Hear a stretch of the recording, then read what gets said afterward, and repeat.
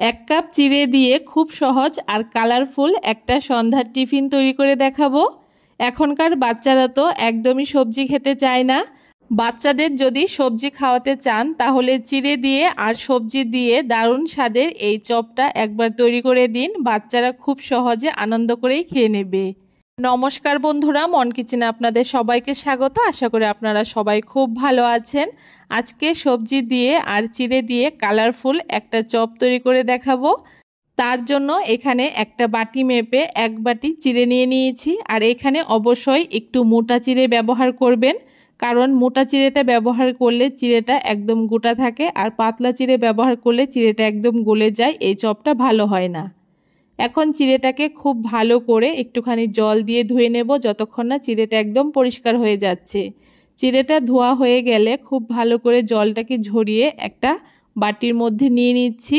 আর দেখতেই পাচ্ছেন চিড়েটা কিন্তু একদমই গলে যায়নি, একদম গোটা গোটাই রয়েছে, ঝরঝরে হয়েছে। এখন এই চিড়ের মধ্যে আমি 2 চামচ টক দই দিয়ে দিচ্ছি। এখন টক দই দিয়ে চিড়েটাকে খুব ভালো করে এভাবে করে মিশিয়ে নিচ্ছি। খুব ভালো করে চিড়ের সাথে টক দইটাকে মিশিয়ে নিতে হবে। খুব ভালো করে চিড়ের সাথে দইটা মিশিয়ে নেওয়া হয়ে গেছে। এখন চিড়েটাকে আমি এইভাবে করে ঢাকা দিয়ে রেখে দিচ্ছি। আর এদিকে দেখুন, আমি সমস্ত সবজিগুলোকে এভাবে করে ঝুরি ঝুরি করে কেটে নিয়েছি। এখানে গাজর নিয়েছি, টমেটো নিয়েছি, ক্যাপসিকাম নিয়েছি, ধনেপাতা নিয়েছি, আদা নিয়েছি, কাঁচা লঙ্কা নিয়েছি আর কারি পাতা নিয়েছি। সমস্ত সবজি একদম মিহি কুচি করে কেটে নিয়েছি। এখন সবজিগুলোকে হালকা করে একটুখানি ভেজে নেব। এতে সবজির মধ্যে যে কাঁচা গন্ধটা সেটা একদম চলে যাবে, তাহলেই এই চপটা খেতে বেশি ভালো লাগবে।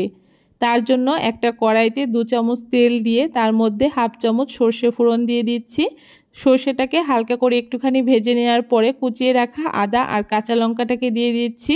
ঝালটা অবশ্যই আপনারা পছন্দ মতো ব্যবহার করবেন।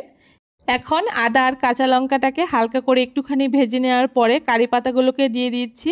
আর কারি পাতাগুলোকে দিয়েও হালকা করে একটুখানি ভেজে নেওয়ার পরে এখানে কুচিয়ে রাখা সবজিগুলোকে এক এক করে দিয়ে দিচ্ছি। গাজর কুচি, ক্যাপসিকাম কুচি, টমেটো কুচি দিয়ে হালকা করে একটুখানি নেড়ে চেড়ে নিচ্ছি। আর উনানের আঁচটাকে মিডিয়ামে রেখেই এই সবজিগুলোকে একটুখানি ভেজে নিতে হবে। হালকা করে একটুখানি নেড়েচেড়ে ভেজে নেওয়ার পরে এখানে সামান্য পরিমাণে একটু নুন দিয়ে দিচ্ছি। আর এখানে সামান্য একটু চিলি ফ্লেক্স দিয়ে দিচ্ছি। অবশ্যই ঝালটা আপনারা যদি বাচ্চাদের জন্য তৈরি করেন সেক্ষেত্রে কম বেশি করে ব্যবহার করবেন। এখন খুব ভালো করে আবারও কিছুক্ষণ নেড়েচেড়ে সবজিগুলোকে ভেজে নেব। সবজিগুলোকে কিন্তু খুব বেশি লাল লাল করে ভাজা যাবে না, মোটামুটি সবজির কাঁচা গন্ধটা চলে গেলেই সবজিগুলোকে নামিয়ে নিতে হবে।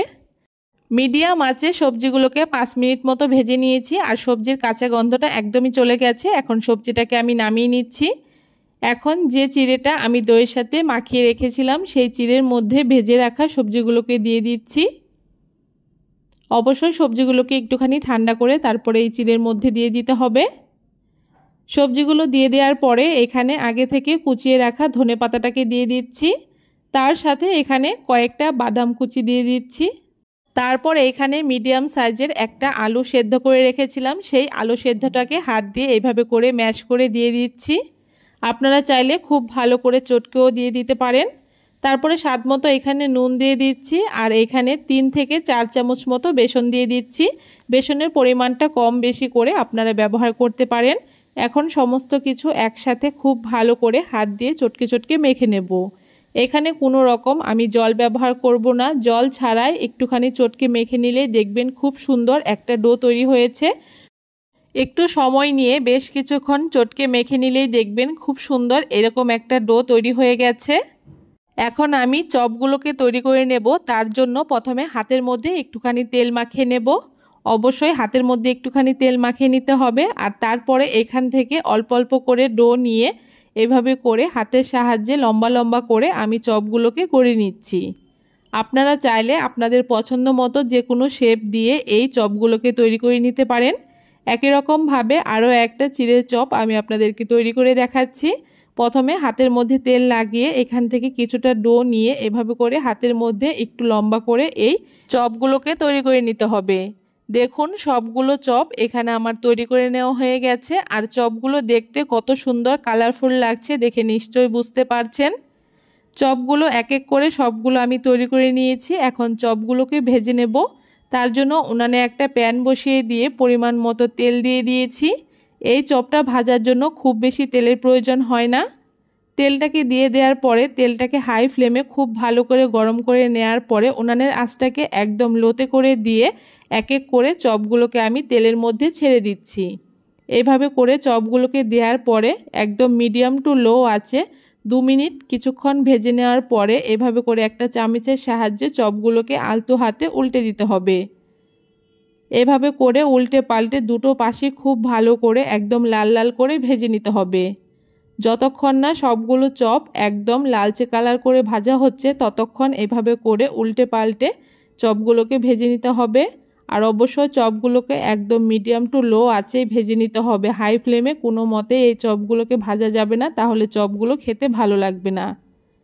দেখুন সবগুলো চপই খুব সুন্দর একটা লালচে কালার চলে এসছে আর চপগুলো আমার খুব ভালো করে ভেজেও নেওয়া হয়ে গেছে। এখন চপগুলোকে খুব ভালো করে তেল ঝরিয়ে তুলে নেব। এইভাবে করে খুব ভালো করে তেলটাকে ঝরিয়ে চপগুলোকে তুলে নিতে হবে। আর একই রকমভাবে সবগুলো চপই আমি এরকম লালচে করে ভেজে নেব। দেখুন সবগুলো চপ এখানে আমার ভেজে নেওয়া হয়ে গেছে। এখন চপগুলোকে এক এক করে আমি প্লেটে সাজিয়ে নিচ্ছি। চিড়ের এই চপগুলোকে কতটা সুন্দর আর কালারফুল লাগছে দেখে নিশ্চয়ই বুঝতে পারছেন। বাচ্চারা তো দেখলে ভীষণই পছন্দ করবে। অবশ্যই বাচ্চাদের একবার এইভাবে করে চিড়ের চপ তৈরি করে খাওয়াবেন, আশা করি খুবই ভালো লাগবে। বাচ্চাদের টিফিনেও খুব সহজে এই রেসিপিটা আপনারা তৈরি করে দিতে পারেন। কেমন লাগলো আজকে খুব সহজ পদ্ধতিতে চিড়ে আর সবজি দিয়ে দারুণ স্বাদের এই কালারফুল চপের রেসিপি অবশ্যই কমেন্ট করে জানাতে ভুলবেন না। ভিডিওটা যদি ভালো লেগে থাকে অবশ্যই সবার সাথে শেয়ার করে দেবেন। আর আমার চ্যানেলে নতুন বন্ধু থাকলে চ্যানেলটাকে সাবস্ক্রাইব করে দিয়ে পাশে থাকা বেল আইকনটি প্রেস করে বন্ধু হয়ে পাশে থাকবেন।